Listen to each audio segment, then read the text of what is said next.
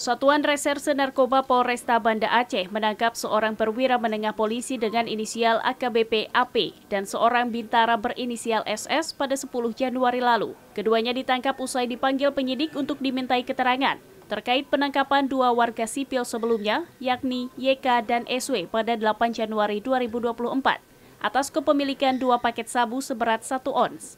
Kedua oknum polisi itu diduga terlibat dalam kasus peredaran narkotika yang menjerat YK dan SW.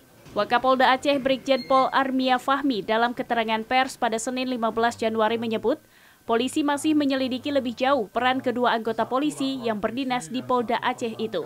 Jika terbukti keduanya terancam diberhentikan dengan tidak hormat dari satuan polisi. Ini masih dalam pendalaman oleh penyidik Polresta Banda Aceh. Ditangkapnya kapan, Pak? Jadi motifnya belum akan kita.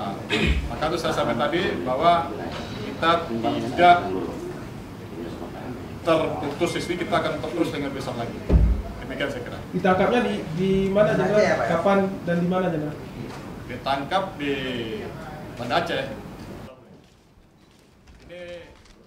Wakapolda Aceh menambahkan akan menindak tegas segala bentuk tindak pidana narkotika, termasuk oleh oknum anggota polisi. Hal tersebut berkaitan dengan komitmen Polda Aceh untuk terus memberantas peredaran narkotika di wilayah hukumnya. Dari Banda Aceh, Aprizal Rahmat, Kantor Berita Antara mewartakan.